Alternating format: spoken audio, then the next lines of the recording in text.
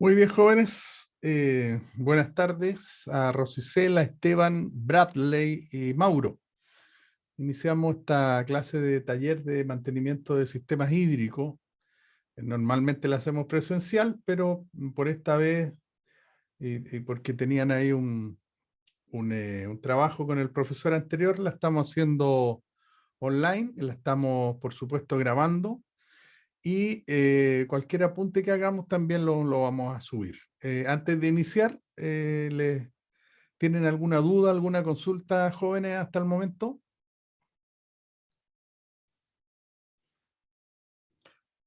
Muy bien, el silencio otorga, así que no hay. Vamos a compartir la pantalla. Vamos a compartir con esto que está acá. Compartir. Bien. ¿Están viendo la pantalla que dice Sí, módulo taller profesor. de... Sí, ya, súper, Así bien. es. Ok, excelente. Para saber que estamos viendo lo mismo, porque en la clase del otro día pues, estaba hablando yo y nos estaba mostrando alguna imagen, entonces vamos perfeccionando poquito a poco el sistema. Ok, entonces ya entramos a la unidad 2, dejamos la unidad 1 de aprendizaje. Les recuerdo que este módulo tiene 3 unidades de aprendizaje. Ya vimos la primera, ahora estamos entrando en la segunda y después ya nos va a quedar la última para completar el módulo. Y eso debería ser la semana entre el 12 y el 16 de julio. Ahí terminaríamos el semestre. Hay tareas, ¿cierto? Que ustedes las tienen que ir subiendo, yo las voy evaluando, cosa de ojalá llegar al fin del módulo y no tener que hacer reevaluaciones, pero si alguien no las ha hecho, bueno, va a haber que hacerlo, no hay problema. Bien, en esta unidad de aprendizaje, lo que dice esta unidad es implementar los procesos de mantenimiento de sistemas de riego tecnificado y fertirrigación. Procesos de mantenimiento de sistemas de riego. ¿Ya? Interesante. Y vamos a verlo en estas clases que siguen. Les recuerdo que el viernes no vamos a tener clase porque es festivo, ¿ya? Toca el 21 de mayo, así que no vamos a tener clase, pasaríamos directamente al lunes siguiente con clases presenciales, a no ser que ustedes digan otra cosa, cualquier problema, bueno, me van avisando, ¿ya? Bueno, eh, entonces ya tenemos lo que es esta unidad 2, esta nueva unidad en este módulo, eh, y tenemos el criterio de evaluación 2.1, ¿cierto? Que está referido a la limpieza de las instalaciones de riego por goteo. Bueno, ya nos ha tocado salir a terreno, hemos visto sistemas de riego el año pasado, en el verano también estuvimos viendo sistemas de riego. De más está decir la importancia, ¿cierto?, que tiene estos sistemas de riego tecnificados. Les recuerdo que esto fue inventado por los israelitas, por allá por los años 40, 50. Claro, es que la adversidad también te lleva a esto, pues te lleva a la creatividad, te lleva a pensar un poquito más cuando estás ante la adversidad. Cuando tienes todo, pues lo disfrutas, pero cuando no, tienes que pensar cómo salir adelante. Entonces, esta gente, claro, con dos factores que son la clave de estos sistemas, eh, que son la escasez del agua y la calidad de los suelos. Esos son los dos factores importantes para la justificación plena y hoy día hay que agregar otro factor. Hoy día hay que agregar el factor de la escasez del agua, ¿cierto? Hasta en esos años que se creó eran dos factores, era la calidad del agua de riego y la calidad del suelo. Pero hoy día eh, se ha visto que también hay que incorporar la escasez del agua, el agua de riego. Entonces, bueno, eso fue muy importante ese desarrollo y poco a poco se fue popularizando, se fue viendo los beneficios que tenían estos sistemas en optimizar el uso del agua, el recurso del agua, dejarlo exactamente para lo que la planta lo necesita y no pasar más allá de no pasar más allá de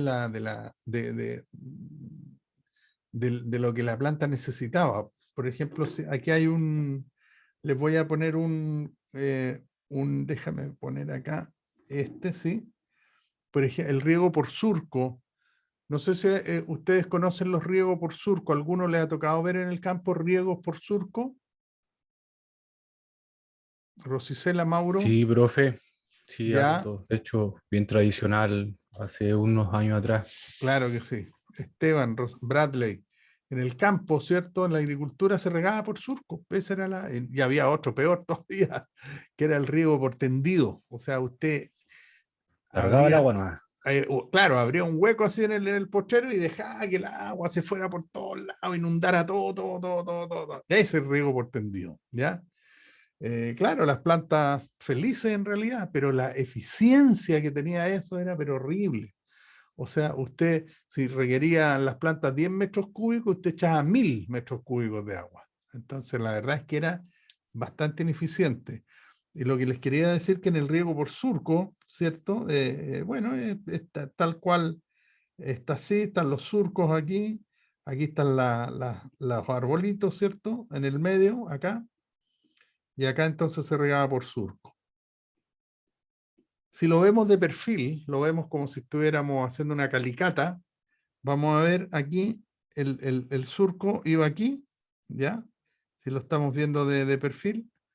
Entonces por aquí entraba el agua, por este lado entraba el agua. Y comenzaba, una vez que entró el agua, ¿cierto? Y suponte que este surco tenía 100 metros. 100 metros tenía este surco, hasta regar. Aquí teníamos buenos arbolitos, o lo que tú quieras, lechuga o cualquier cultivo, parra, ¿no? Aquí tenías el último aquí. Entonces tú entraba el agua por aquí y comenzaba a fluir el agua para acá por el surco. Pero mientras iba fluyendo para allá, también se iba profundizando. Lógico, porque iba entrando. Entonces, al final tú tenías una gráfica en el suelo de la humedad que era más o menos así. Todo esto era el agua. Todo esto era el agua. Entonces, ¿qué pasa? Que aquí tú tenías, por ejemplo, 10 metros de profundidad y aquí tenías un 1,5 metros, que era donde estaban las raíces. En realidad, el nivel de las raíces era este de aquí. Aquí donde estoy marcando con rojo, ahí es el nivel de las raíces. Hasta ahí había que regar. Pero como tú estabas entrando con el riego por surco desde esta parte de acá, necesariamente para que a este último árbol de acá, a este, le llegara el agua a los 1,5 metros, tenías que esperar, ¿cierto? Que el agua llegara aquí y una vez que llegara ahí, esperar otro poquito más para que bajara. Pero fíjate, toda esta parte de aquí, esta parte en rojo, es la parte que se perdía. Entonces, esa es la ineficiencia de los sistemas antiguos, ¿ya? Claro, el agua sobraba, el agua no había los problemas que tenemos hoy día, así que se trabajaba así, con toda la incomodidad. La verdad es que las plantas, para ellas era un buen sistema, había humedad en el suelo, pero en cuanto al agua que las plantas requerían, necesitaban para todo su proceso productivo, tú le estabas echando, no sé, un 70, un 80% más del agua. Toda esta parte que estamos viendo, toda esta parte de aquí abajo estaba de más, pero se la tenías que necesariamente echar de más para poder llegar a este punto y a esta profundidad. ¿Sí? Es el famoso riego por surco. Ahí está. Volvamos. Entonces, claro, los riegos estos tecnificados adquieren gran importancia porque se vio las bondades que tiene. Una, que si tú tenías un agua de mala calidad, y mala calidad me refiero con algún grado de salinidad, ¿cierto? Como hay en Israel, en los desiertos en general, en las partes, en las zonas secas, esto te permite, sobre los sistemas sobre todo los sistemas de riego por goteo, te permiten desplazar las sales hacia los lados, ¿cierto? Porque tú lo que haces es formar un bulbo. Tú formas un bulbo de riego. Aquí está tu gotero, aquí arriba, aquí, y tú formas un bulbo. Entonces las sales se tienden a desplazar hacia la periferia del bulbo. Acá. Y tu sistema radicular, ¿cierto? Que lo tienes aquí, tiende a tener acá en el centro una concentración menor de sales, porque la mayor concentración está aquí hacia los lados. O sea, sí están las sales, sí, pero las estás manejando de alguna manera, la estás empujando hacia los bordes y te permite producir. De otra manera, era imposible poder producir con esa salinidad. Y suelos, lógicamente, de mala calidad, que eran suelos, por ejemplo, pobres. Anteriormente, le estoy hablando de miles de años atrás, cuando se inició la agricultura, 5.000, 10.000, 20.000 años atrás, las personas, ¿qué es lo que hacían? Eh, Escogían un lugar y entonces aquí ellos sembraban. Al segundo año volvían a sembrar, ahí mismo. Al tercer año volvían a sembrar ahí mismo y ya los rendimientos eran bastante menores. ¿Qué ocurrió? ¿Qué pasó? ¿Qué creen ustedes que ocurrió con el suelo ahí? Rosicela, ¿Cómo, profe, fue la pregunta? ¿cómo? ¿Cómo fue la pregunta? Te digo que antiguamente, cuando se inició la agricultura como agricultura, ¿cierto? Como sedentario, ocupaban un terreno, las personas se dieron cuenta que podían sembrar, que las semillas nacían de las plantas, así que en un año plantaban aquí en este sector que te estoy dibujando. Da lo mismo, 5 hectáreas, una media, da lo mismo ahí. Al ¿Ya? segundo año plantaban ahí mismo y al tercer año plantaban ahí mismo, pero ya los rendimientos del tercer año ya eran bastante menores. ¿Qué creen ustedes que ocurrió? Nos faltaba la rotación de cultivos. Empezaron a sacarle los nutrientes a la tierra Correcto. Empezaron y ya agotarlos. a agotar el suelo, ¿cierto? A agotarlo, le empezaron a sacar y no le devolvían, pues no sabían, evidentemente. Sacaban, Profe, dígame, ¿se puede decir que el suelo también queda infértil? claro, ahí quedaba infértil cuando se agotó el suelo producto de cultivar año tras Una año sola cosa. sin devolver esos nutrientes que se extraían del suelo. Entonces agotaste tú la reserva de nutrientes, lo dejaste estéril, como estamos hablando desde ese punto de vista, y si no estéril, con muy poco rendimiento. Entonces, ¿qué hacían? Los muchachos se cambiaban de terreno, para acá, y de nuevo, y después te tenías que cambiar de terreno de nuevo, y así iban buscando terrenos nuevos. Bueno, en la parte desértica, ustedes saben que ahí sí que los terrenos son bastante estéril, no tanto porque los hayan agotado los hombres, sino que porque por la calidad de los suelos, la formación de suelos y todo, tienen muy poca nutrición. Los suelos arcillosos son suelos normalmente con bastantes minerales y permiten una buena fertilidad. Eh, entonces, estos suelos, como estamos hablando, tenían problemas de agua, de calidad de agua, escasez de agua ahí, en esa zona, y también tenían problemas de suelo que tenían muy poca fertilidad. Entonces, el sistema de riego por goteo, estos sistemas de riego tecnificados, tú puedes, lógicamente, aplicar fertilizantes, ¿cierto? A través del riego, lo que ya hemos visto, fertirrigar, que se llama, y bueno, también puedes aplicar otras cosas, pero fundamentalmente es agua y fertilizante.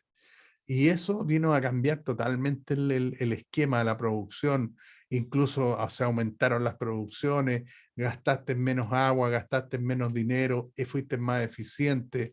Fue realmente un verdadero acierto y un boom, porque para alimentar la población que actualmente tenemos, que deben estar en los 7.000, 8.000 millones de habitantes, no lo sé bien, se necesita bastante agricultura y agricultura eficiente, ¿cierto?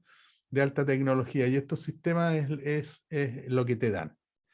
Bien, eso un poco poner en contexto y la importancia que tiene los riegos tecnificados y por qué debemos entonces conocerlos y mantenerlos también, que es el objetivo de esta clase, ¿cierto? Bien, ahí habla un poco de lo mismo que estamos viendo. Dice, no solo el riego permite el empleo de fertilizantes, sino que también se están aplicando en la actualidad otros productos. Claro, se aplican, como les decía, otras cosas como tú puedes aplicar un nematicida, por ejemplo, para matar unos organismos que se llaman nematos, que son unos gusanitos microscópicos que atacan las raíces, y tú a través del riego entonces puedes aplicar el nematicida y puedes bajar el nivel de infestación. Puedes aplicar también un herbicida, por ejemplo, que no afecte al cultivo, lógicamente, que solamente afecte a la maleza. También puedes aplicar un insecticida. Hay insectos que pasan mucho tiempo en el suelo, como el burrito de la vid. No sé si alguno de ustedes conoce el burrito de la vid en el campo. Es un coleóptero, ¿cierto? Que debe tener unos 2 centímetros de largo aproximadamente y que es bastante dañino, tanto en su fase larvaria, que pasa en el suelo como 18 meses aproximadamente en el suelo, eh, pasa como larva, pero esa larva tiene que alimentarse, lógicamente, y se alimenta de la raíz.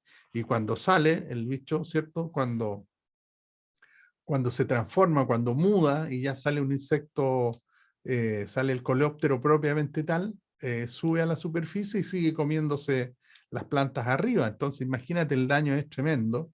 Y ahí puede ser una buena posibilidad estos sistemas de riego, porque tú al regar y al bajar el nivel de la humedad, también estás metiendo el insecticida para poder matar estas larvas.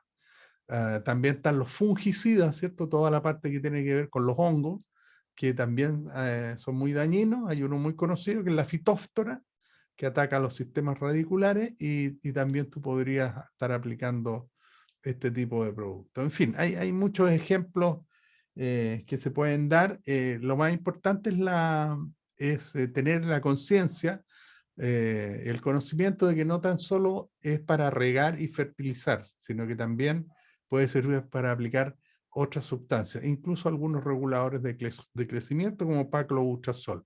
Pero bueno, no es el tema de esta clase.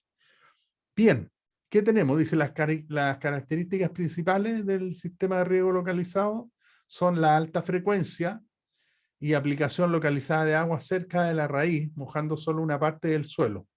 No almacenándose en el terreno, sino proporcionando a la planta la necesidad hídrica en forma puntual y continua. Claro, pues antes con esto los riegos por surco daban un riego cada 2 semanas o cada 10 días o una vez a la semana, porque echabas tanta agua que el agua quedaba ahí.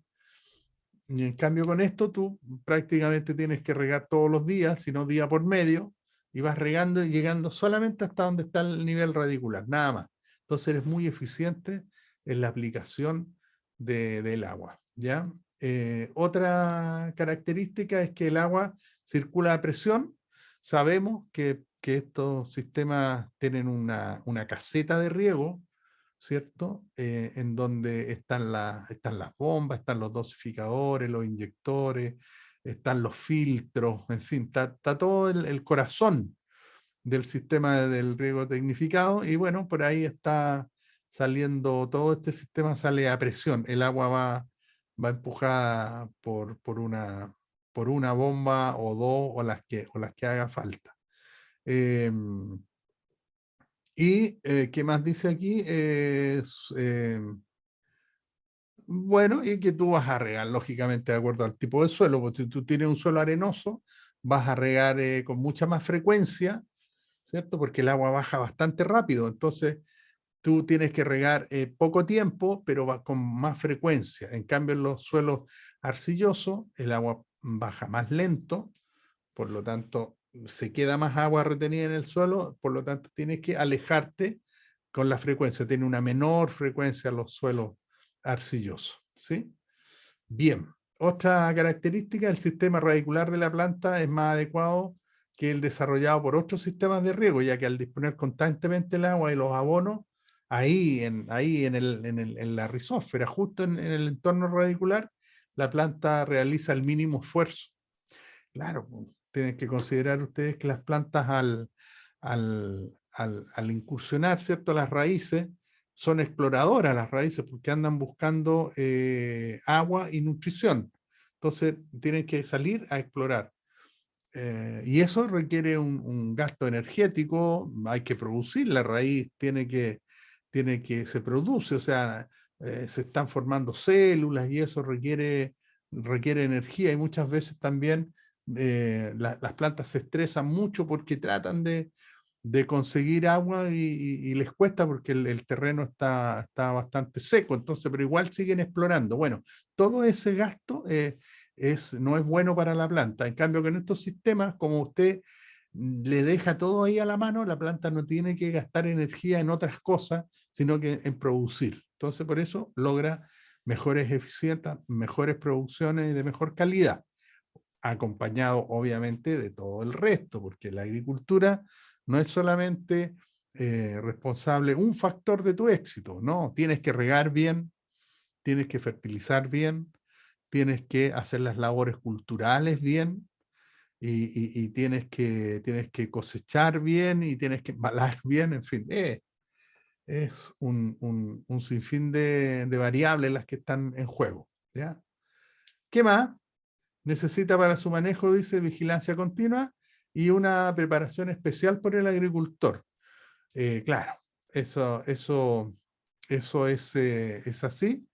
Hoy día ya en los sistemas de riego tecnificado no puedes poner a cualquier persona como antes, que tú le pasas una pala y ya, pues vaya a regar por surco. El tipo tenía que abrir el surco por donde venía el agua, después cerrarlo, abrir otro surco, dejar que entrara el agua. Eso lo podía hacer cualquier persona.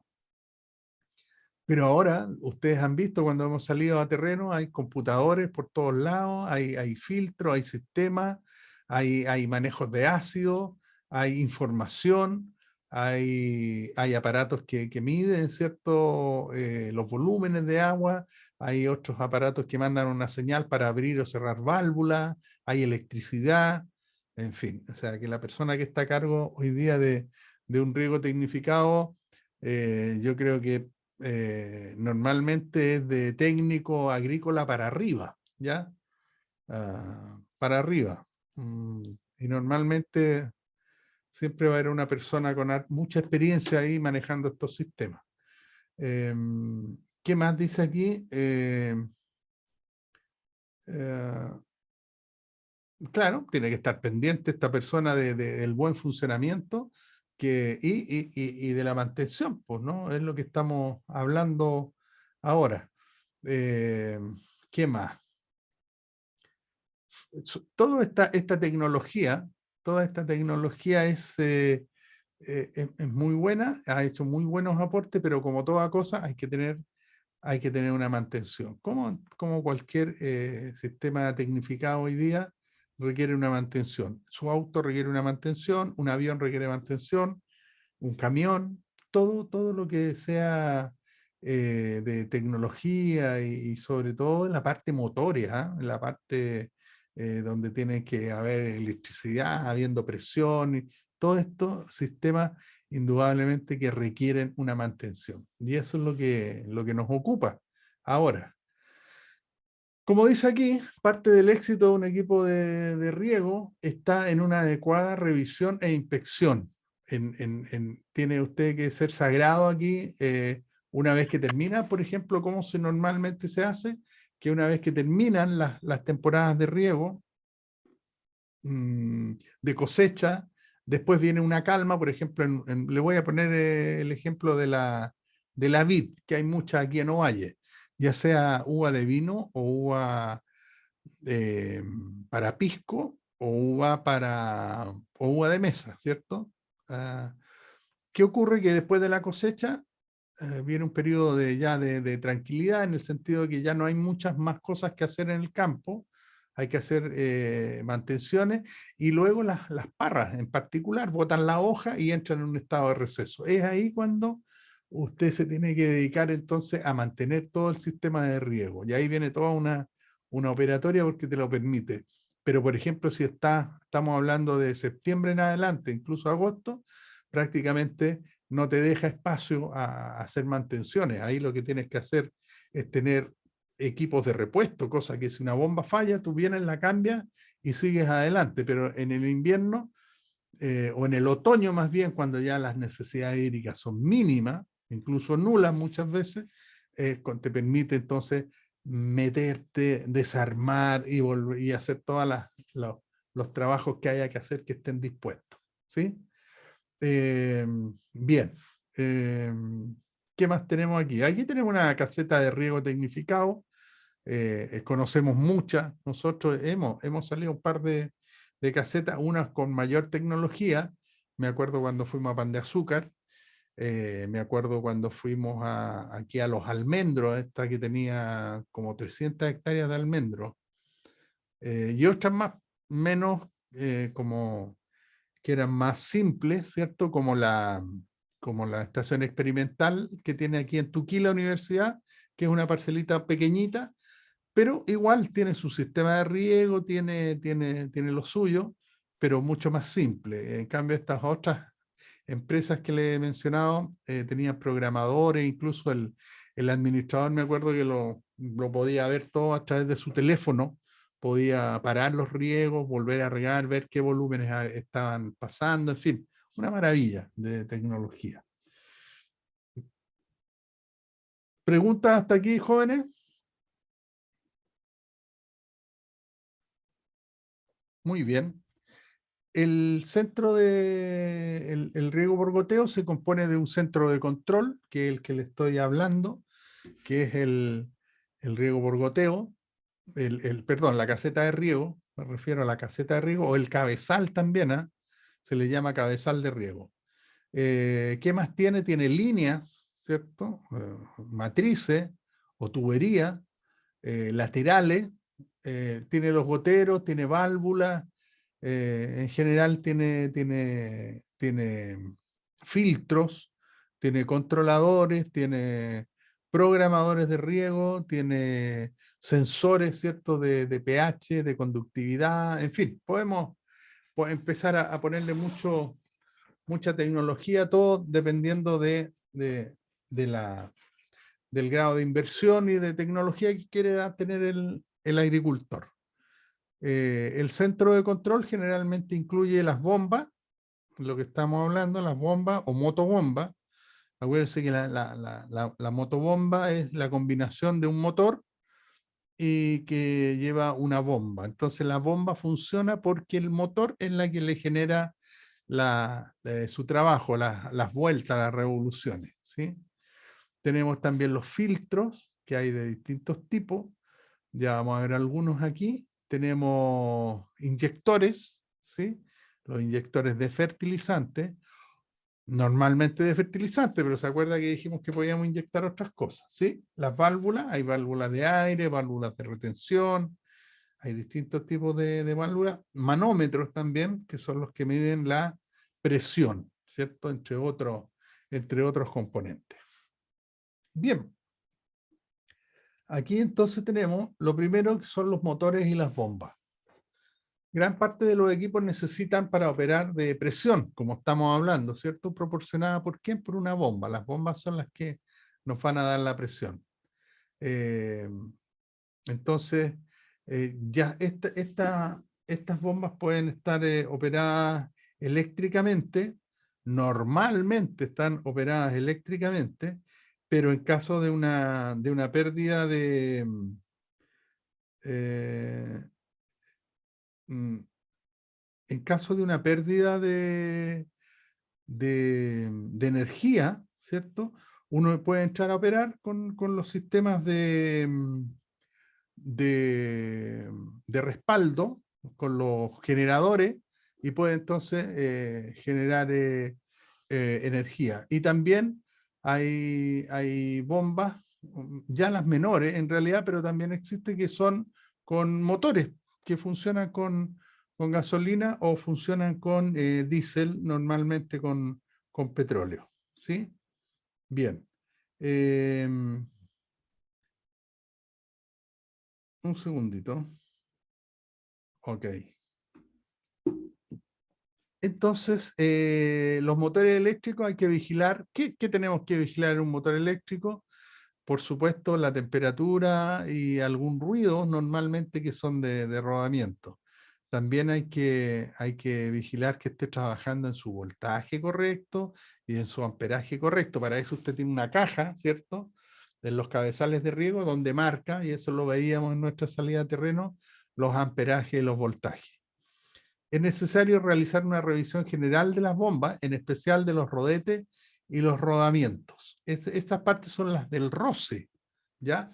Son lo que está girando y son los que está haciendo roce, y evidentemente con el tiempo es lo que va a tener la posibilidad de un desgaste, y ya comienzan a funcionar de manera que no es la debida, y esto puede ocasionar problemas. Y si usted no pone atención a un ruido, por ejemplo, que no es el normal de una bomba de estos motores, después ese ruido puede pasar a mayores, porque ya empieza después a desequilibrarse todo el sistema.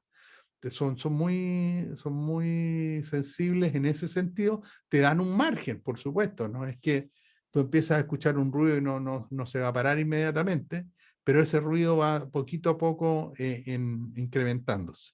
Entonces ahí está la experiencia de las personas que trabajan en los sistemas de riego, y está la mantención también. Muchas veces, igual que en los aviones, ¿cierto? Tiene un alto grado de seguridad. ¿Por qué? Porque cambian las piezas no por si está gastada o no está gastada, las cambian por el tiempo de uso y punto. Un rodete, por ejemplo, te puede durar 2, 3 años dependiendo del fabricante, y después tienes que cambiarlo. Te dice cámbielo para que no tenga problemas. Pero claro, muchas veces uno no hace caso, dice, no, si está funcionando bien. Claro, pero ya empieza a generar algún problema, y eso forma parte de la mantención, respetar lo que dice el fabricante. ¿Sí? Bien. ¿Qué más tenemos aquí? Para acá, estoy moviendo con otra cosa, aquí. Después tenemos los filtros, ¿sí? Dentro del cabezal están los filtros que tienen que ser desmontados al final de la temporada. Era lo que les decía yo, pues cuando la temporada se acaba, ahí es cuando usted puede desmontar incluso un filtro como este que está aquí, estos grandes que son filtros de arena, ¿cierto? ¿Se acuerda que eran, cuando fuimos ahí a los almendros, se veían estos filtros rojos, estas tremendas baterías de filtro? Usted puede desmontarlos si gusta, ¿cierto? Y puede ahí hacer su mantención. Pero esto es no en plena temporada, tiene que ser después, en la temporada de receso, ¿ya?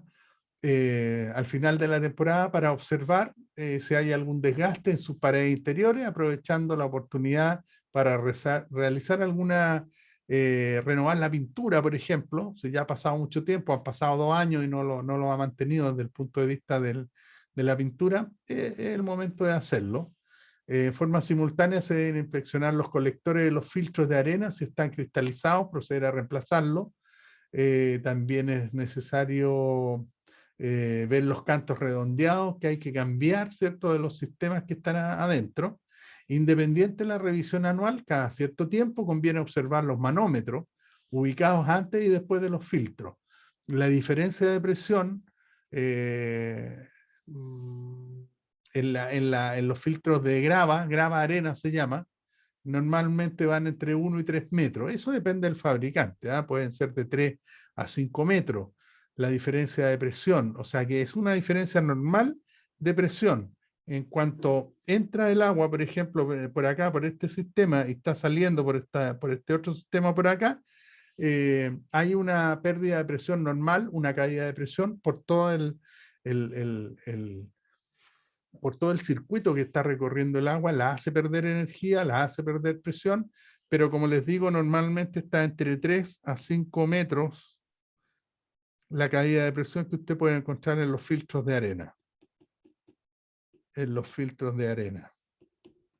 Tiene que tenerlo en consideración a la hora de cuando se calculan, ¿cierto? Todo esto lo hacen los ingenieros, los técnicos ya especializados, calculan las presiones que tienen que tener, consideran estas caídas de presión para llegar al final allá, al gotero, en el campo donde estamos, con la presión necesaria para que funcionen los goteros. ¿Se acuerdan qué presión tenían mínima para funcionar un gotero, jóvenes? De uno, ¿Ah? un bar, Un bar, Pablo. Muy bien, un bar. ¿o Que es no? sí, así es, que es aproximadamente 1 kilo, ¿ya? Es 1 kilo, a ver, un bar es más o menos 1 kilo por centímetro cuadrado, y esto es aproximadamente 10 metros columna de agua, ¿sí? Esa es la presión que necesitas tú allá, en el terreno, allá en la parra. Entonces imagínate toda la presión que tienes que comenzar a mandar desde el cabezal para que rompa todos estos filtros, para que rompa las pérdidas de carga en los codos, en las curvas, en el largo de la tubería. Entonces produce una pérdida de carga hasta llegar, ¿cierto?, al gotero final. Entonces tienes que partir con bastante más de un bar ahí en el principio, porque vas teniendo pérdida, pues y eso es normal, así es, ¿sí? Bien. ¿Qué más? Cuando la diferencia sobrepasa los 6 metros, resulta imprescindible un retrolavado. Ya. Déjame ver, yo tengo por aquí vamos a ver si se puede ver, ¿eh? Una película de un retrolavado, filtro de arena, aquí. Déjame ver acá, ahí.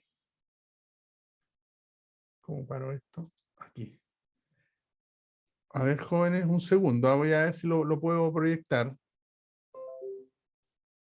Un segundo. Aquí.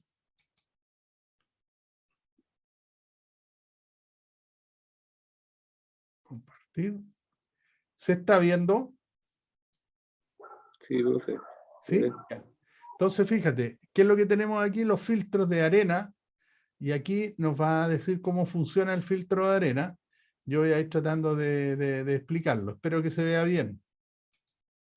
¿Ok? Entonces aquí está entrando el agua por acá y está saliendo por aquí. Entra por arriba el agua y tienen sistemas de retrolavado automatizado.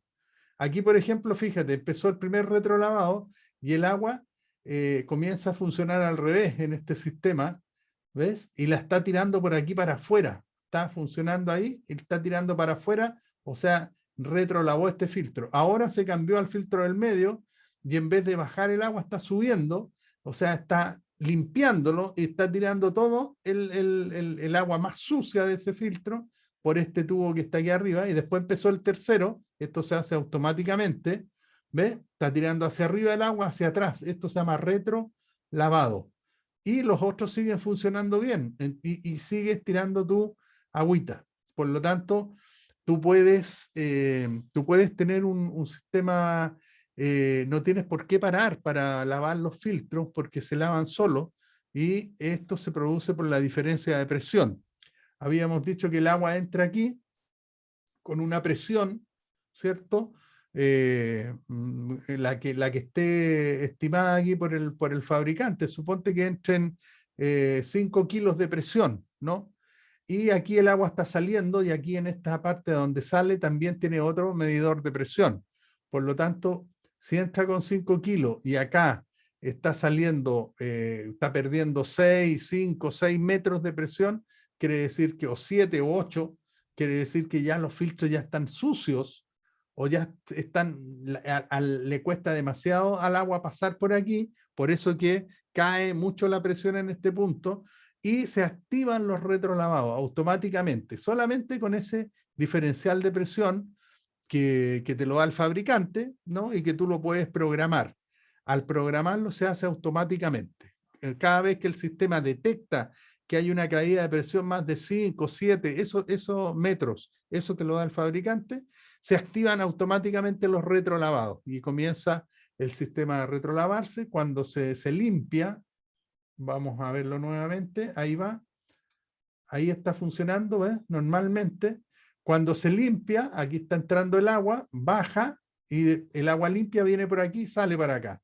Pero cuando se pone, fíjate aquí arriba, una diferencia de presión que te lo marca el equipo, se abre aquí arriba automáticamente esto y el agua entra, pero en vez de seguir para abajo, da una vuelta y tira todo hacia arriba. Entonces todas las mugres que estaban ahí, que estaban impidiendo, salen hacia acá. Lo mismo hace con el segundo y lo mismo va a hacer con el tercero. Una vez que están limpios los filtros con este retrolavado, ya las diferencias de presión que tenías al principio y al final vuelven a su rango normal, a esos 3 a 5 metros que dijimos que eran normales, que lógicamente dependiendo de los filtros y del fabricante te dice que es lo normal, ¿ya? Y aquí puedes hacer un despiche también, puedes abrir esta parte de aquí para que salga alguna impureza que haya quedado todavía en la línea, lo puedes abrir por acá, por este sitio, ¿sí? Eso quedó, ¿lo vieron bien, jóvenes, lo del retrolavado de los filtros? Sí, profesor. Ok, veamos, me parece muy bien. Vamos a ver un filtro de malla, dígame. Eso del retrolavado, yo tuve experiencia trabajando igual en un fondo el año pasado y estaba yo viendo todo eso en la caseta y había filtro de malla así, y Ahora lo vamos a ver. el retrolavado se hacía automáticamente, como usted decía, cuando estaba como muy tapado el filtro, así venía muy sucio, así, y como que se hacía cada rato, como que tenía muchos problemas en ese sentido y hasta a veces como que se llegaba a inundar así la caseta y todo eso. Sí, pues. Sí, pues. Ve lo que es la mantención, lo que estamos hablando, los sistemas hay que mantenerlos bien. También tú lo puedes hacer, Pablo, y el resto de los estudiantes, se puede programar automáticamente dependiendo de la diferencia de presión, pero también lo puedes hacer tú por tiempo. Tú puedes decir, mire, una vez a la semana haga el retrolavado, o cada 3 días. Eso también se puede hacer. O tú puedes intervenir y tú puedes apretar un botón y haces tú el retrolavado cuando a ti te parece, ¿no?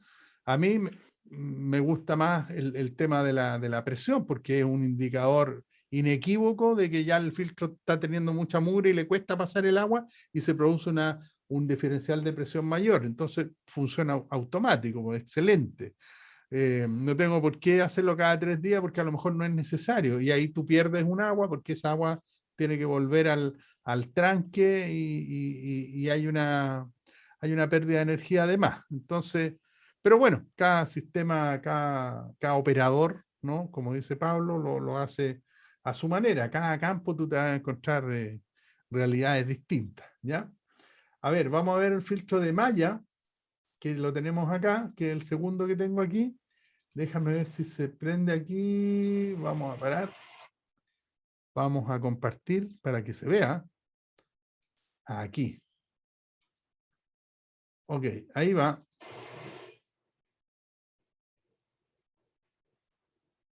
Rega Verde.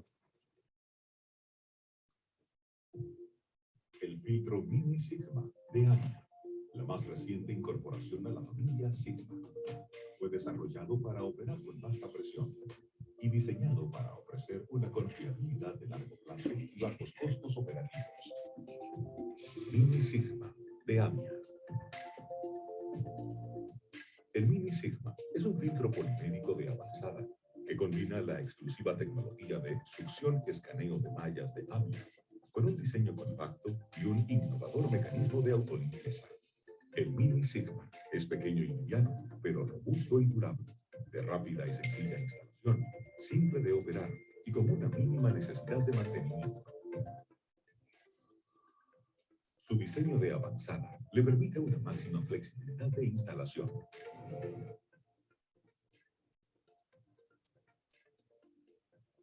Con sus versátiles y modulares opciones de entrada y salida y su configuración horizontal o vertical, el Mini Sigma se adapta a cualquier instalación existente. Ahí está la malla. El proceso de filtración, planificado con precisión con el fin de requerir un mínimo caudal de lavado, comienza cuando el agua cruda ingresa a través de la entrada y fluye hacia la malla gruesa, luego hacia la malla fina. Los residuos quedan retenidos dentro de las mallas y el agua limpia fluye hacia la salida del filtro. Va por dentro el agua y sale limpia fuera de la malla. Se empieza a ensuciar por dentro. Y el sistema activa su ciclo de autolimpieza. Autolimpieza. mediante la apertura de la válvula de la malla. Una potente fuerza de succión en las botellas del escáner remueve en forma efectiva las partículas de suciedad de las mallas. Una vez que los residuos han sido removidos, la presión diferencial retorna a su valor normal y el filtro vuelve a su modo de filtración estándar, quedando preparado para el siguiente ciclo de lavado. El Mini Sigma cuenta con el innovador controlador ADIP, que ofrece una excelente funcionalidad de monitoreo y control. Desarrollado por AMIA específicamente para sus filtros, el ADIP interactúa con la avanzada y amigable aplicación móvil de AMIA, brindando la información más completa relacionada con el rendimiento de la filtración.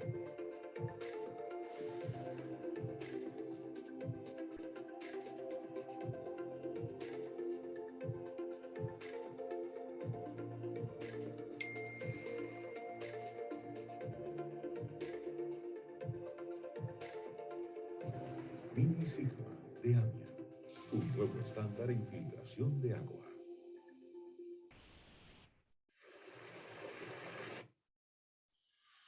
Ok, muy bien. Ahí tenían ustedes el filtro de malla de una marca muy conocida que se llama Amiat, ¿ya? O Amiat, como decían ahí, y que está automatizado, toda la limpieza está automatizada. Otros sistemas, evidentemente, no están automatizados, entonces cada cierto tiempo hay que sacar el filtro, sacar la malla y limpiarla manualmente, ¿cierto? O tener 2 o 3 mallas de repuesto, usted saca la malla sucia, pone la malla nueva, y mientras sigue funcionando el sistema, usted está limpiando la otra malla, ¿sí? Veamos el otro filtro, que es el filtro de anilla, y ahí ya veríamos los 3 filtros.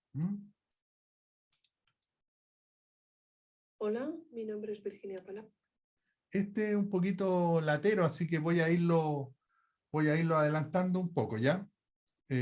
Vamos a ponerlo para que se vea ahí. ¿Se escucha, se alcanza a escuchar bien? Rosicela, Mauro, Esteban, Pablo, Bradley. A mí se me escucha bajito. Bajito, pero Sí. escucha. Se ve bien, profe, pero se escucha bajo. Ya, le voy a subir un poquito más el volumen, ¿ya? A ver si por ahí está la cosa mejor. Ya, vamos a compartir entonces, ahí está. Filtro de anilla, como les digo, lo voy a ir adelantando, ¿ya? Pertenezco al Departamento de Ingeniería Rural y Agroalimentaria y voy a explicar en este vídeo la limpieza de filtros de anillas.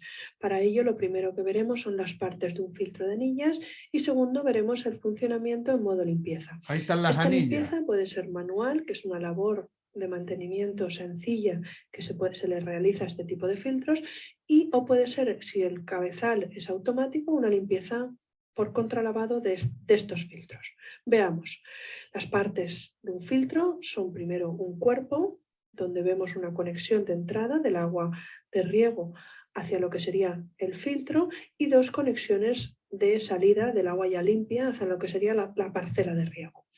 En este caso también vemos el elemento más importante, que es lo que son las anillas o discos ranurados, que en este caso son de color rojo y indicativos del grado de filtración, y en este caso están comprimidos.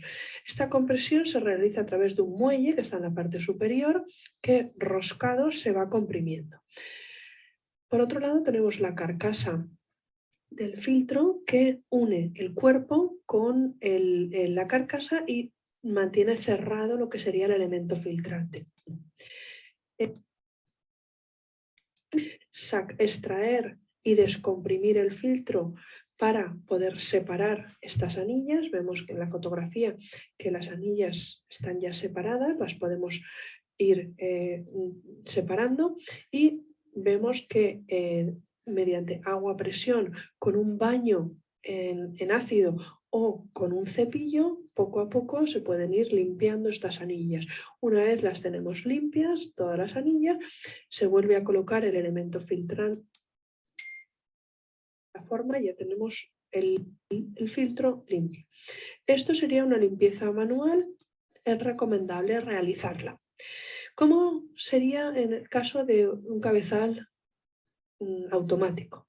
En la fotografía vemos este caso en particular, donde podemos observar un colector de entrada, 3 válvulas de contralavado, 3 filtros de anillas de la Casa Comercial Azud. Cada filtro tiene un manómetro a la entrada tipo Burdon y un manómetro a la salida, que nos van a permitir observar la diferencia de presiones entre la entrada del filtro y la salida del filtro. Y lo que nos va a indicar va a ser qué diferencia de presión tenemos y si el filtro está muy colmatado, muy sucio y se debe de limpiar. También vemos un conector de salida y bueno, en este caso, en el modo filtración, el agua iría desde el colector de entrada hacia el colector de salida en este sentido. El agua dentro del filtro va desde lo que sería el exterior de las anillas hacia el interior de las anillas, y por el interior de las anillas se conduce hacia el colector de salida. En el momento en que se requiere limpiar el filtro, el sentido se invierte, es decir, desde el colector de salida entra el agua por el interior de los discos ranurados hacia el exterior de estos discos ranurados. El agua tiene suficiente presión para levantar todas las anillas, descomprimirlas, levantar el muelle del que hemos hablado, y el agua desde el interior hasta el exterior, con esas anillas separadas, permite expulsar las partículas que estaban entre las anillas. Válvula de contralavado con esta apertura de aquí hacia el exterior del cabezal. Veamos esto en esta imagen, es interesante, y aquí vemos 2 filtros de anillas en modo filtración y un filtro de anillas en modo limpieza. Como vemos, la válvula de contralavado en este caso está abierta en un sentido y en este caso está abierta en otro sentido. Cuando está en contralavado, el agua se drena por una tubería hacia el exterior, porque el agua tiene alto contenido en partículas sucias y se expulsa al exterior. Podemos ver cómo iría limpiando. Aquí vemos que se ha descomprimido el filtro y cómo el agua está saliendo desde el interior del filtro hacia el exterior, y al descomprimirse las anillas, todas las partículas las está expulsando. Este proceso suele durar de 8 a 10 segundos. Ahora vemos ya que el filtro ya está limpio y se está descomprimiendo el segundo filtro. El cabezal completo duraría en torno a 20 segundos, la limpieza automática del cabezal completo, en este caso con 3 filtros. Podemos también observar este otro vídeo, que en este caso es una animación, donde vemos la limpieza de un cabezal con 3 filtros. Vemos las partículas incrustadas en lo que es el elemento de filtrado, tanto en superficie como entre las partículas, y observaremos ahora ha cambiado el sentido del flujo y hemos visto cómo se descomprime lo que es el muelle y lo que sería la entrada la entrada del agua desde el interior hasta el exterior para expulsar todas las partículas hacia el exterior y drenarlas por la tubería de drenaje que vemos en la parte inferior. Si observamos aquí, vemos el agua sucia que entra para que sea filtrada, el agua filtrada por este conducto de aquí y el filtro que está en limpieza, el agua sucia drenada hacia el exterior del cabezal.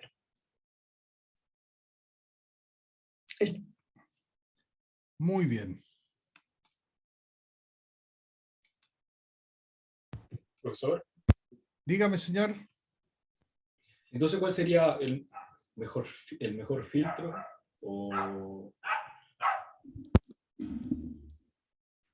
A ver, el mejor filtro va a depender, esa respuesta, como en todas las cosas, ¿cierto? Depende.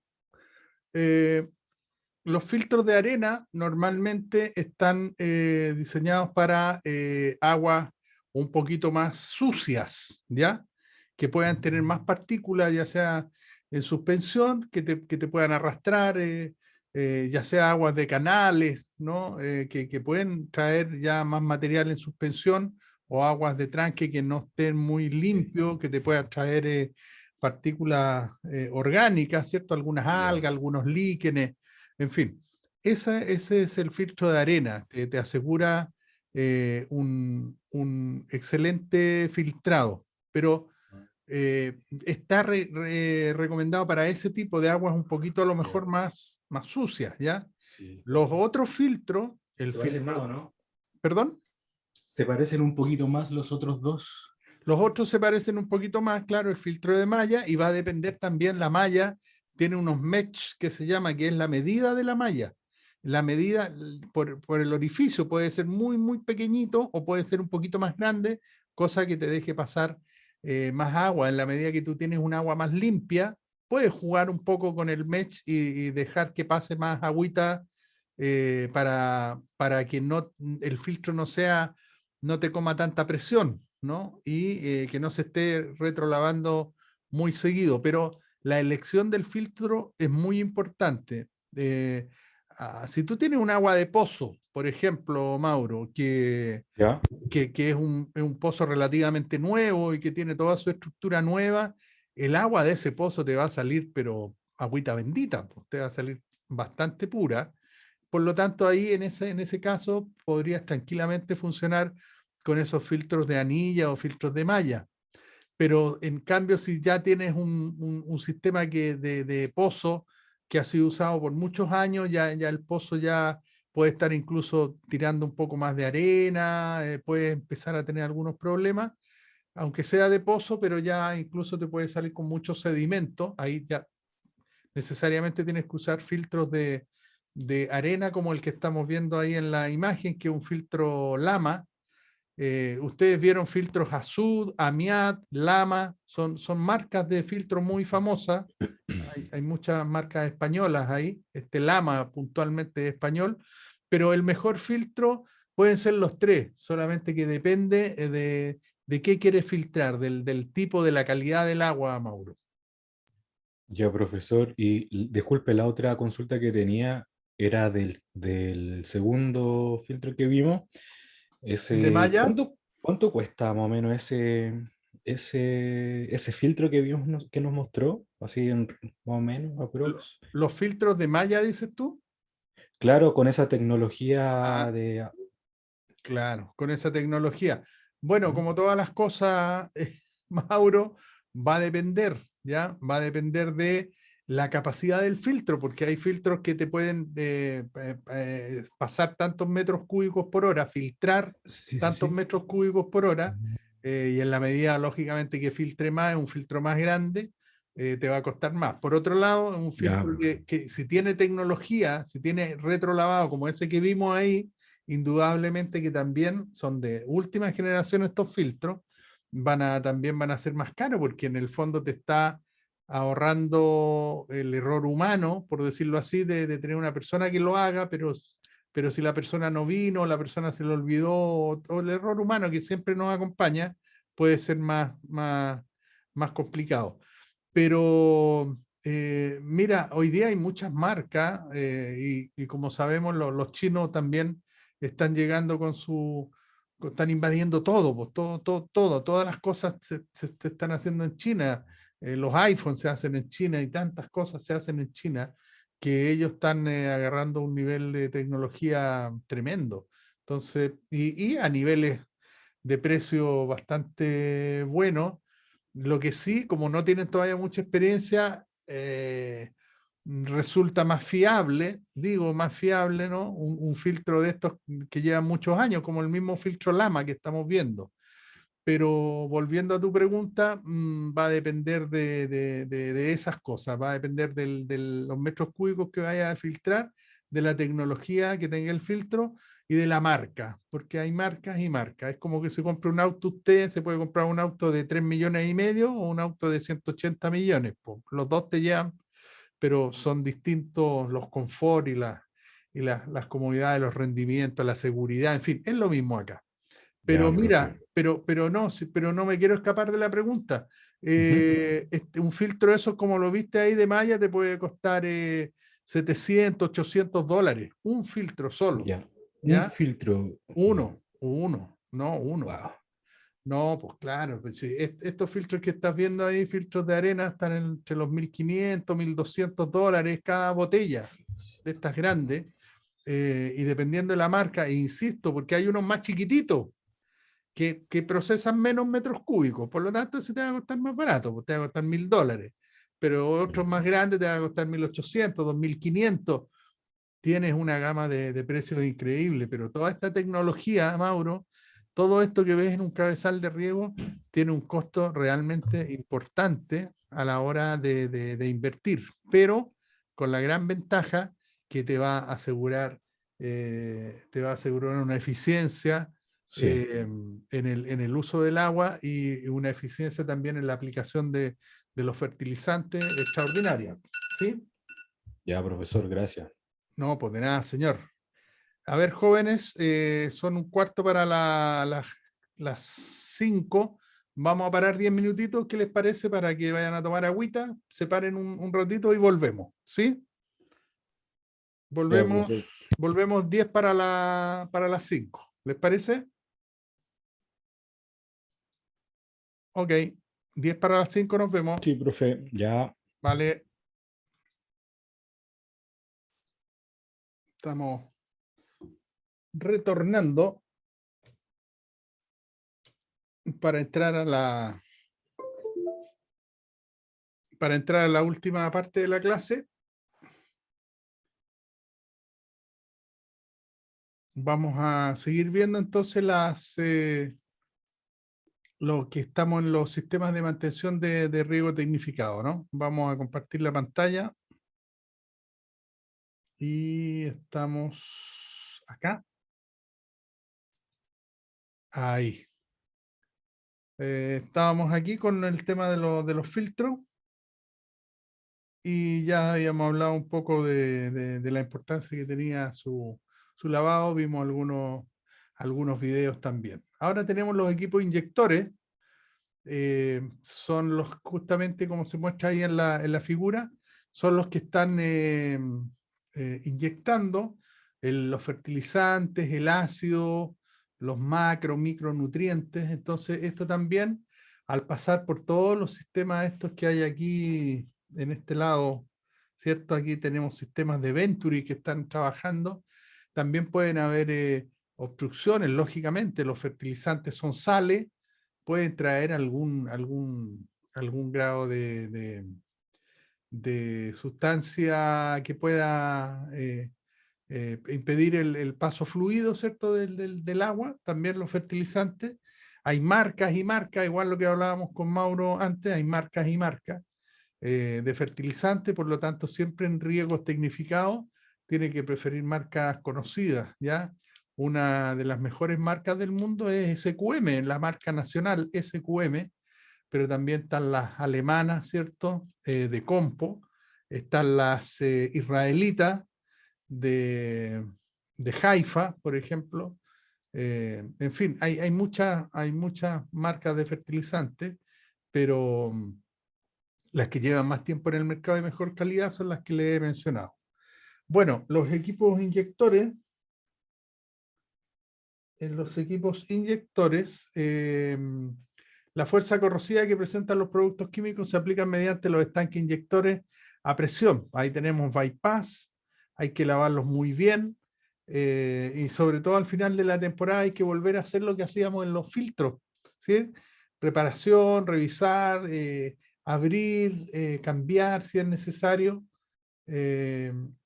También aquí hay sistemas automatizados de limpieza, lo cual hay que estar controlando también. Las bombas inyectoras, ¿cierto? Tienen motor hidráulico que requieren de un cuidado y una mantención especial, debido a que están compuestas por gran número de piezas móviles, como la mayoría de los sistemas que tenemos en los cabezales de riego. Las bombas inyectores con motor eléctrico tienen pocos problemas de mantención, ¿sí? En general. Luego tenemos las válvulas, ¿sí? También aquí es necesario tener chequeos periódicos para ver que estén funcionando bien. Las que funcionan con membrana, hay que verlas, hay que cambiarlas. Las membranas duran un cierto tiempo y después ya pierden su elasticidad, por lo tanto también es necesario ser muy estricto en tener una bitácora, ¿cierto? De cada uno de estos elementos que componen los sistemas de riego tecnificados. Las válvulas solenoides, hay que revisarlas también por lo mismo, sobre todo dice las que no vienen con protección porque tienden a fallar al tercer o cuarto año, ¿ves? Entonces hay que estar muy atento. Eso va a depender de los fabricantes también, ¿sí? ¿Qué más tenemos? Tenemos los goteros laterales y matrices. Es necesario revisar permanentemente los goteros, para lo cual resulta ideal tener las líneas elevadas sobre el terreno. Bueno, el sistema de línea por gotero no te dicen que los tienen que tener elevados. Yo he visto algunos campos, la mayoría no los tiene así, en que ponen un alambre y ponen el sistema de riego por goteo arriba del nivel del suelo, a unos 20 centímetros. Entonces, cosa que la gota cae y pueden darse cuenta de mejor manera si es que todos los goteros están funcionando, cosa que también tú te puedes dar cuenta si están en el suelo. Lo normalmente es que estén en el suelo las líneas de gotero. Aquí se nos el principal problema de los goteros, estamos hablando de goteros, es la obstrucción debido a los bicarbonatos, ¿cierto? A sustancias cálcicas, que son las mismas que le tapan la ducha en su casa. La chaya esa, cuando ya no sale mucha agüita y uno la saca y le echa vinagre o con una aguja la empezamos a destapar, ¿cierto? Todas esas sales de magnesio, con calcio, ¿cierto? Carbonato, y los bicarbonatos en el tema de las aguas de riego son las que nos van a obturar los goteros. Por lo tanto, tenemos que estar aplicando constantemente ácido, ¿sí? Ácido sulfúrico normalmente, ese es lo que se inyecta en los sistemas de riego por su precio y por su eficacia, pero también se pueden usar ácidos como ácido fosfórico, ácido nítrico para este objetivo. ¿Ya? Ahí está, tienden a depositarse, pero también pueden haber otras partículas que los filtros, por ejemplo, cuando no están funcionando bien, pueden estar acarreando, pueden estar llevando partículas, porque el filtro, esa es la idea, pues que detenga todas aquellas partículas que no son agua, para que no obturen los goteros. Para eso nosotros estamos ocupando los filtros. Y cuando eso está fallando, pues bueno, esas partículas siguen al sistema de goteo y a los goteros, y claro, eso también afecta, y eso no se limpia con ácido, sino que tenemos que usar otros tipos dependiendo, ¿cierto?, de qué es lo que se le está filtrando a usted, pues si son sustancias orgánicas como líquenes, ¿cierto?, alga, ahí hay que usar cobre, normalmente se ocupa cobre y cloro en los tranques, donde usted toma el agua, ahí para bajar el nivel de esta contaminación orgánica. ¿Ya? Profe, Dígame. me acuerdo que en el tanque igual arriba, o sea, en el estanque echaban como no sé, no me acuerdo qué sustancia era, pero venían como en unos sacos y era como una cosa azul que se diluía así en el... Y era para eso, para matar la alga. Claro. Eso azul Y que se había que ustedes, echar cierta cantidad, ¿no? Porque si no, se le podía pasar la mano, iba a matar los árboles. claro, justamente, don Pablo, lo que usted señala es el cobre, el sulfato de cobre, que es de color azul, ¿ya? Un azul medio verdoso. Ese es el que se le aplica en los tranques para bajar el nivel de alga o líquenes. Hay una dosificación que la podemos ver por cuántos metros cúbicos, unos gramos de sulfato de cobre. Eh, y sí, pues no se le puede pasar la mano porque si se le pasa la mano va a dañar el cultivo, evidentemente. Me Pero acuerdo era, que eran como dos sacos, parece. O sí, dos sacos. claro, es que depende del volumen del tranque. Pues normalmente las dosis se dan por metro cúbico, 2 gramos, 5 gramos, ¿cierto? De cobre por metro cúbico, por ejemplo. Tú tienes que cubicar más o menos, saber qué volumen tiene tu tranque. Y ahí entonces tú dices, ya, tengo, no sé, 120 metros cúbicos en este tranque y aquí me están dando la indicación que es 1 gramo por metro cúbico, entonces usted toma 120 gramos y los distribuye homogéneamente en su estanque.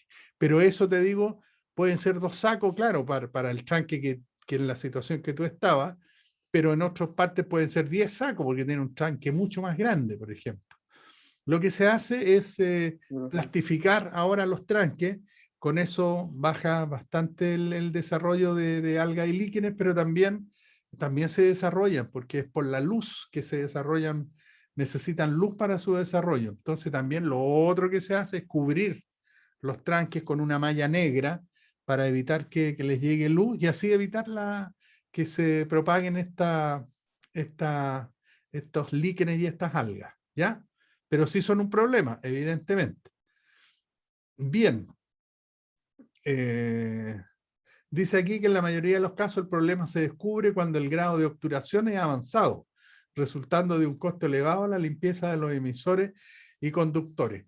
Claro, pues, esto tienes que prevenirlo desde el principio, desde el inicio del sistema de riego, tú tienes que estar previniendo la obturación. Para eso tienes que hacer los famosos descoles, que también los vimos en un video, ¿se acuerdan el año pasado cuando yo fui a la agrícola Pan de Azúcar? Y después cuando ustedes fueron también, ahí don René López nos enseñó cómo se descolaba, y eso era justamente para ir sacando lo que se puede pasar, porque se te va a pasar, no es que por los filtros ya y el agua va a llegar, siempre va a llegar pura, siempre hay un grado con el tiempo que se va acumulando, y eso al hacer el descole, ¿cierto? Al abrir las colas de las líneas de portagotero, comenzaba a salir el agua así sucia, pero ya a los 10 segundos ya el agua salía clarita, o sea, ya había sacado ese arrastre que tenías ahí de suciedad, ¿sí? Bueno, todas estas cosas son importantes en los sistemas de mantención. Aquí vemos nuevamente lo que habíamos visto antes, ¿cierto? Estos son los filtros de malla. Aquí tenemos el filtro que lo vimos en la película, aquí tenemos la malla de un tipo, aquí hay de otro tipo, seguramente distintos mesh. Aquí se puede observar, no sé si lo ven, la mugre, déjame ver si lo puedo ahí. Mira cómo está de sucio aquí adentro. ¿Eh? ¿Ok? Aquí lo que tenemos son filtros de anilla. Estos que están aquí, ahí están las anillas amarillas, aquí está el filtro. Lo que se hace es sacar esto negro que hay aquí y adentro te vas a encontrar con este tambor. Entonces lo saca y lo reemplaza por este que está limpiecito y lo pones ahí. Y el sucio tienes que destornillar aquí arriba, desaflojar esto para que se suelten las anillas y ya como lo vimos en la película, ¿cierto? Con agua, con un cepillo, tú puedes ir lavando y ya los dejas limpios para el próximo recambio. Aquí también tienes un filtro de anilla que está bastante sucio, mira. ¿Mm? Entonces, no conviene ponerse a limpiar ahí, sino que tener uno de repuesto, meter el de repuesto y lavar el que está ahí para no interrumpir demasiado tiempo el trabajo del riego. ¿Sí? Bien. Y aquí, mira, pues estamos hablando de obturación, estamos viendo el gotero. Acá tienes un gotero, estas lógicamente que todos estos blancos son sales, y que estas sales te van a ir obstruyendo la parte interior. Aquí está todos los canales, ¿cierto? Por donde circulan los laberintos, por donde circula el agua, para llegar a una cantidad específica, dado la presión de un bar o de 1 kilo, como dijo Pablo, y te está botando lo que dice el fabricante. Pues tú compraste 4 litros hora, 4 litros horas te bota. 3,5, 1 galón, en fin, lo que sea. Pero si esto está con obturación, te va a alterar evidentemente ese caudal. Y aquí a la derecha sí tenemos unos filtros, unos goteros muy, muy sucios. Lamentablemente la foto no se ve bien, pero se partió el gotero por la mitad y se ve que toda esta parte está muy obturado. Esto está obturado completamente. Esto ya no tiene arreglo. Cuando llegas a ese grado de obturación, tienes que cambiar las líneas completas, y eso es bastante dinero el que vas a tener que invertir. Entonces, lo mejor es la prevención, ¿ya? Siempre se ha dicho que es mejor gastar dinero en prevención que estarlo gastando en la reparación de algo, ¿no? Está claro. Bueno, ahora vemos los mantenimientos del sistema del riego por goteo, seguimos, ¿cierto? ¿Y cuáles son estos factores que pueden retardar o detener el flujo a través del sistema del riego por goteo? Puede ser el material suspendido, que era lo que estábamos hablando, sobre todo de aguas que vienen de canal, por ejemplo, traen bastante material en suspensión. Precipitaciones químicas, ahí están los carbonatos, fundamentalmente los bicarbonatos.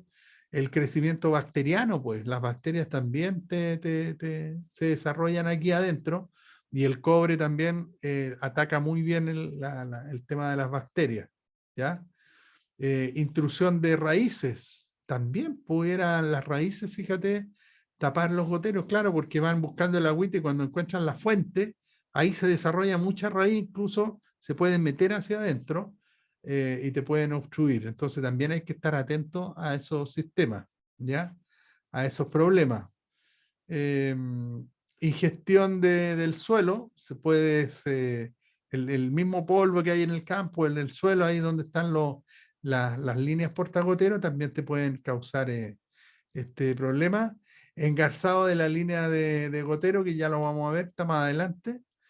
Dice, para asegurar la vida máxima del sistema, ¿cierto? Reducir o eliminar el impacto de los factores negativos, lo vamos a ver en la tabla 2. Esto puede requerir tratamiento de agua y un programa sistemático para el mantenimiento regular. A ver, vamos viendo la tabla 2 que la tenemos aquí. Esta tabla nos habla de una sintomatología y nos habla de un posible problema asociado a esta sintomatología. Por ejemplo, disminución gradual del caudal. Cuando tú te enfrentas a esta situación, ¿qué pudiera ser? Pudiera ser entonces que hay obstrucción de gotero, posible desgaste de la bomba también que no esté funcionando bien, y eso te va a afectar el caudal, ¿sí? Otra cosa, disminución repentina del caudal, esta.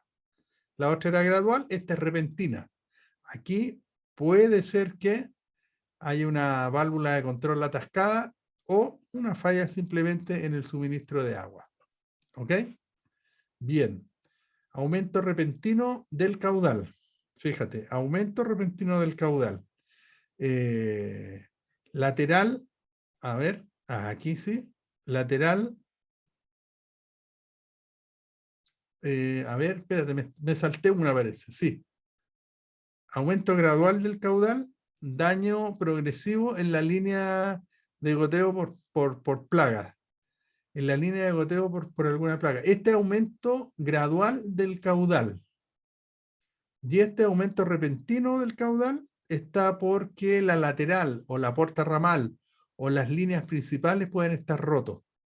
Entonces falla en el regulador de presión. Si te das cuenta, pueden ser bastante causales las que pueden influir en el caudal. Después tenemos gran caída de presión a través de los filtros. Cuando tenemos los filtros y vamos viendo que estamos perdiendo mucha presión, mucha energía, esto es una acumulación de residuos en los filtros o una limpieza inadecuada en los filtros. Pues ya más o menos lo vimos en los videos, ¿sí? Bien. ¿Qué más tenemos? Disminución repentina en la presión de salida del filtro. Acá, en la presión de salida del filtro, ¿qué pudiera hacer esto? Puede hacer que la lateral o portarramal o la línea principal pueden estar rotos o falla del regulador de presión o el suministro de agua. Esto nos puede llevar a una disminución repentina de la presión a la salida del filtro. Siempre te va a caer la presión cuando tú tienes una rotura, porque quiere decir que como todo el sistema está con presión trabajando, si hay una rotura, ¡fum!, esa presión baja inmediatamente. Entonces puede estar asociado a algunas situaciones de estas de rotura, ¿no? Y eso es importante ver en los indicadores que tú puedas tener, ya sea caudalímetro o manómetros, que tú puedas ver las presiones o el agua que está pasando, te das cuenta de que tú, por ejemplo, estás metiendo, no sé, 20 metros cúbicos por hora y resulta que te están llegando 15 y los otros no te llegaron. ¿Dónde están? Seguramente hay una fuga y eso lo puedes detectar con la presión, porque la presión al final te va a caer mucho. Quiere decir que se está perdiendo presión en el camino. Son cosas que hay que ir viendo. Ya, ¿qué más? Aumento, acá, aumento gradual de presión a la salida del filtro, obstrucción de los goteros. Al revés.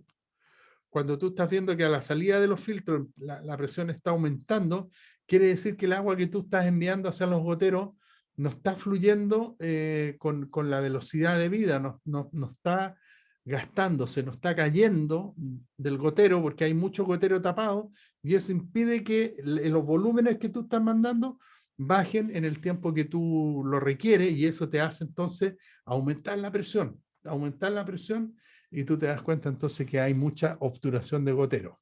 ¿Mm? Listo, acá. Después, este otro, aumento repentino de la presión a la salida del filtro. Válvula de control atascada, pudiera ser, u otras restricciones del flujo. Hay que verlo, ¿cierto? Último, disminución repentina de presión en el portarramal. Disminución repentina de presión en el portarramal, lateral dañado o roto. Esto es inequívoco, ¿eh? Jóvenes. Siempre que tú tengas una caída de presión es porque algo se rompió normalmente y todo ese sistema que estaba trabajando muy bien a presión se bajó las presiones, quiere decir que se te está escapando la presión por algún lado, ¿sí? Bien, seguimos. Ahora entramos en lo que es la calidad del agua, que ya un poco también lo habíamos conversado, porque ahí hay potenciales obstrucciones de los goteros, evidentemente, ¿cierto? Y el agua superficial o el agua subterránea son las que van a tener mayor o menor incidencia en estas obturaciones. En general las algas y el crecimiento bacteriano suele asociarse con el uso del agua superficial. Era lo que comentábamos, el agua que viene por los canales, ¿cierto? Esa agua superficial va a traer asociado un mayor número de algas, ¿cierto? O líquenes o sólidos en suspensión, pues misma tierra, un agua que no viene clara y pura, pues viene una agüita café. Siempre cuando vemos los canales, sobre todo los que no están revestidos, vemos que el agua no va clarita, pues va con sus suspensiones. ¿Mm? Bien, las células de alga y los residuos orgánicos de la alga son a menudo lo suficientemente pequeños para pasar a través de los filtros de un sistema de riego. Sí, aquí hablamos de las mallas, ¿se acuerdan? Decíamos que hay unos mesh, hay ¿cómo se llama? Un área, ¿cierto? Que te deja muy pequeñita la malla, o puedes tener un área un poco mayor dependiendo de la calidad de las aguas. Si son aguas complicadas, lógicamente, desde el punto de vista esta de contaminaciones, tienes que tener una malla más chiquitita, más cerrada. Si es un agua más limpia, a lo mejor te permite tener un orificio de esos minúsculos un poquito mayores, ¿ya? Dicen los residuos de alga en descomposición pueden acumularse en las tuberías y en los goteros. Claro, por eso que tenemos que hacer los descoles, ¿cierto? Para apoyar el crecimiento de bacterias formadoras de limo, que también se junta todo, pues ya cuando tienes eso, se te empiezan a formar bacterias. Las aguas superficiales también pueden contener organismos más grandes como musgo, peces, pues ya, y ahí sí un pez no va a pasar por ningún filtro, está claro. Pero sí hemos visto peces en tranque, yo he visto peces en tranque que vienen de los canales. Seguramente viene del embalse, ¿no? Se filtró el pobre pez por ahí, imagínate el recorrido que ha tenido.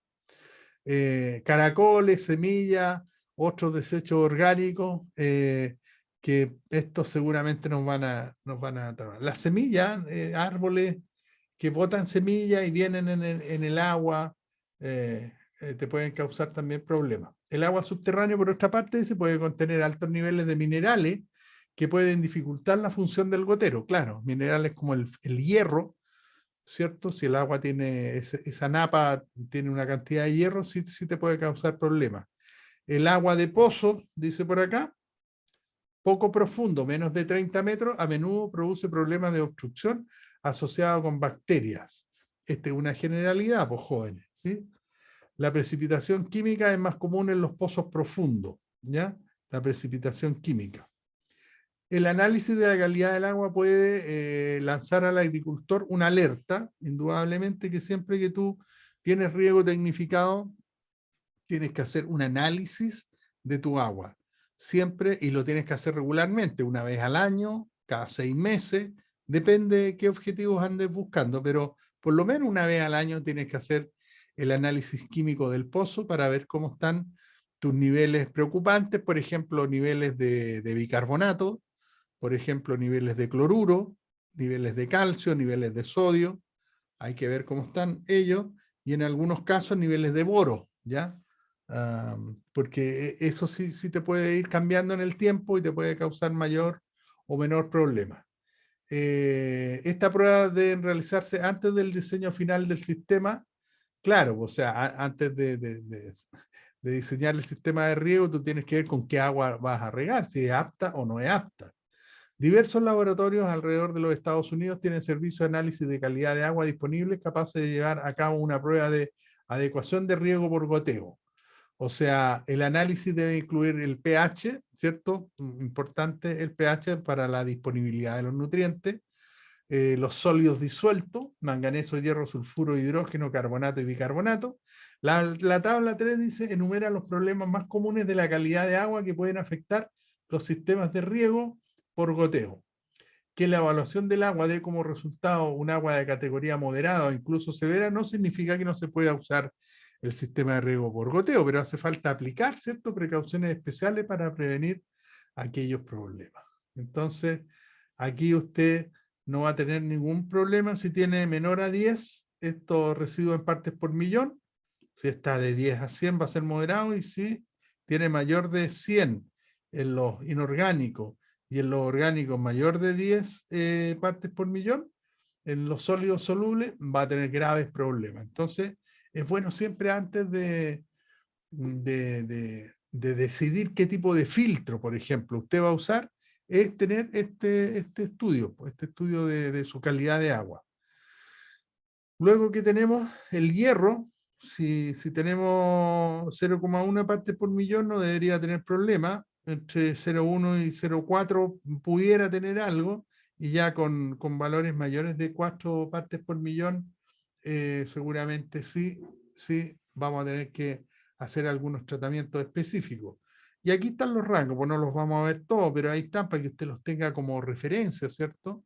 Dado el caso que los tenga que consultar, sabe que están aquí. Carbonato de calcio, este es uno de los más preocupantes. y con estos valores, pues ya obviamente que se te van a tapar todos los goteros, ¿ya? Con más de 150 partes por millón. Entre paréntesis, ¿qué es una parte por millón, jóvenes?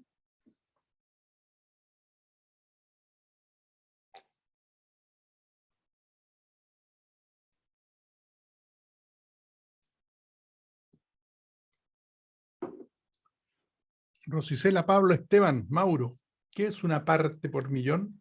Uy, profe, parece que medía concentración, las ppm.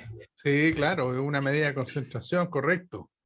¿Pero qué? ¿Me puede dar un ejemplo, Mauro? El tamaño de las partículas que están suspendidas o no. No, Por ejemplo, le pego el micrófono. A ver. Parte por millón, el tamaño de la gotita. no, Tampoco. no está referido al tamaño. Está referido a la cantidad. Está referido a la cantidad. Por ejemplo, si en un metro cúbico de agua, ¿cierto? Como muy poco, ¿no? ¿Perdón?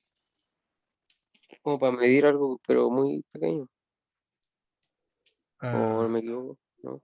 es que no te entiendo muy bien, Pablo. ¿Qué me estás diciendo?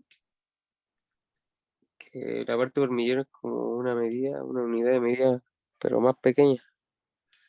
Las partes por Que millón, Pablo, como bien dijo Mauro, es una medida de concentración, es decir, qué cantidad tienes de una cosa en otra. Y por ejemplo, ahí le iba a dar el ejemplo, un metro cúbico, a ver, déjame acá, un metro cúbico son 1000 litros, ¿de acuerdo? Lo vimos el otro día. Y cada litro tiene 1000 gramos. Por lo tanto, en un metro cúbico yo voy a tener 1.000.000 de gramos. ¿Están de acuerdo en eso? ¿Sí? Ok, sí, muy bien, 1.000.000 de gramos, súper. Entonces, ¿qué pasa si yo a un metro cúbico le echo 10 gramos de calcio? A un metro cúbico, a este metro cúbico. Le echo 10 gramos de calcio.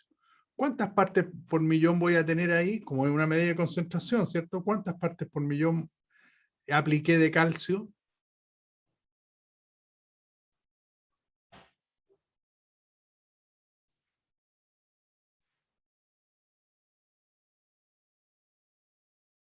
Rosicela, que la noto ahí calladita. La palabra te lo dice, ¿ah? Partes por millón. ¿Cuántas partes del millón de partes? Fíjate que aquí tú tienes 1.000.000 y tú estás echando 1.000.000 de gramos, ¿cierto? Y tú estás echando 10 gramos. Estás echando 10 ppm. Estás echando 10 partes por 1.000.000 de partes, pues. ¿Cuál es el millón de partes? Los gramos. Y tú estás echando 10 gramos, estás echando 10 partes del millón de partes. ¿Sí? Sí, sí, se Bien, entiende. claro. ¿Ves? Es lo mismo si lo hablamos en centímetro cúbico. Un litro tiene 1000 centímetros cúbicos, por lo tanto aquí vamos a tener 1.000.000 de centímetros cúbicos, cc o ml. Entonces, si tú echas 7 cc de fierro, por ejemplo, de hierro, ¿qué concentración de hierro tienes en ese metro cúbico? 7 7 ppm. partes por millón. ¿Ve cómo aprende? 7 ppm. Porque tiene 7 partes del millón de partes. Pues, está referido, tienen que ser iguales. ¿Ah? No puedes echar 7 cc en 1.000.000 de gramos. Ahí no son partes por millón, porque cc no es 1.000.000 de partes. El millón no son cc, el millón son gramos. Entonces tú tienes que echar gramos para asociar a las partes por millón. Por lo tanto, si yo a un metro cúbico le echo 100 gramos de cualquier cosa, son 100 partes por millón, porque yo sé que tengo 1.000.000 de gramos en un metro cúbico. ¿Se entendió la idea? Así es, profe. sí, se entiende. Sí. La palabra te lo dice, partes por millón. Claro. ¿Sí? Partes por millón. Mm, Pero y ahí quedó siempre, claro. claro, y el metro cúbico que ustedes van a trabajar, como les decía el otro día, toda la vida van a trabajar con metro cúbico, siempre, en la unidad de volumen, generalmente que se ocupen los riegos. Tú no dices le apliqué tantos litros a las plantas, o este canal lleva tantos litros, o este embalse tiene tantos litros. No, todo es metro cúbico, todo es metro cúbico. Y el metro cúbico tienes que saber que son 1000 litros. Eso es volumen. Y si es volumen, tiene 1.000.000 de cc. Esto todo está referido en volumen. Ahora, si lo vamos a relacionar en peso o en masa, ¿ya? Este metro cúbico tiene 1000 kilos, ¿cierto? 1000 kilos. Déjame anotarlo. 1000 kilos. Es decir, un metro cúbico tiene un peso de 1000 kilos. Y un kilo tiene 1000 gramos. Por lo tanto, un metro cúbico va a tener 1.000.000 de gramos. Entonces, la cantidad que tú quieras de gramos que tú quieras echar en un metro cúbico van a ser partes por millón. Si echas 1 gramo, va a ser una parte por millón. Si echas 1 gramo de algo, de lo que sea, en un metro cúbico de agua, estás echando una parte por millón. Si echas 720 gramos de boro, por decirte cualquier cosa, tú estás echando 720 partes por millón de boro. Y no me tienes para qué decir cuántos gramos echaste. Por ejemplo, si yo te pregunto, te digo, Esteban, Pablo, ¿cuántas partes por millón de nitrógeno le echaron al metro cúbico? Le echamos 82 partes por millón. Yo sé que le echaste 82 gramos. Porque 82 gramos son 82 gramos en 1.000.000 de gramos. Son partes, 82 partes en 1.000.000 de partes. ¿Sí? ¿Capichi? Entendido, profe. Sí, Gracias. profe. Bien. A ver, Rosicela, ¿me entendió? ¿O dejó puesto el nombre nomás ahí la Rosy? Sí, profe, si lo estoy escuchando. Sí entendí. Ya, súper, súper, súper. Eso es importante no perderlo de vista, jóvenes, ¿eh? No perderlo de vista. Ya, entonces fíjate aquí, pues, oye, el medio problema que tenemos aquí, mira. Gotero con precipitados de calcio, calcio. Todo esto que tú ves aquí, esto es calcio. Esto negrito no, pues, eso negro no, pero esto que ves aquí, de ese color medio amarillento, medio raro, todos estos puntitos que estoy señalando, todo eso son calcio, ¿ya? Evidentemente que ese gotero ya no te sirve para nada y métales el ácido que le quieras meter, no vas a lograr nada, porque ya el grado de obstrucción es tan alto que ya no va a poder hacer mucho aquí, ¿sí? Esos son lo que puede venir desde el punto de vista químico, porque no lo vemos, porque tú no puedes, si tú miras un agua no puedes saber si tiene más calcio o menos calcio, no se ve, tienes que mandarlo a hacer un análisis de laboratorio, y ahí cobra importancia lo que veíamos, que antes de comenzar a diseñar el sistema, primero veamos qué tipo de agua tenemos para diseñar adecuadamente sus filtros, incluso la capacidad de los goteros también, porque un gotero de menor caudal se va a obstruir con mayor facilidad que un gotero de mayor caudal, o un microaspersor. Un microaspersor, ¿cierto? Que te bota caudales de 14, 20, 40, 70 litros hora, obviamente que se te va a obturar menos que un gotero que te bote 1,3 litros por hora o 2 litros por hora. ¿Sí? Bien. Vamos a llegar hasta aquí, jóvenes, hoy día. Vamos a quedar aquí en sólido suspendido para la próxima clase. Les recuerdo que el viernes no tenemos clase, es festivo. Aprovechen de estudiar, aprovechen de hacer las tareas, los que no hayan hecho las tareas a tiempo. Esto ya está en el aula virtual, esta clase, para que la puedan repasar, y los que quieran ir avanzando un poco más, pues vayan avanzando. Cuando yo hable, pues ya lo van a tener un poco más claro, o van a venir con dudas, ¿cierto? Profesor, mire, en esta parte que leí no me quedó claro tal o cual cosa, o no me quedó claro las partes por millón, le di vuelta y al final me enredé, pues me lo puedo explicar de nuevo, pero ningún problema, jóvenes. ¿Ah? Ya pues, que estén muy bien. Gracias por asistir, Rosicela, Pablo, Esteban y Mauro. Y nos estamos viendo el próximo lunes. Yo espero que sea allá en Ovalle. Si no, cualquier cosa, me comunican. ¿De acuerdo? Ya, Gracias, profe, que esté profesor. bien, cuídese. Perfecto. Muchas gracias. Que estén muy bien. Nos vemos. Chao, chao. Igualmente, gracias. Vale, chao, viejo. Chao, profe. Chao, señor. Que le vaya bien.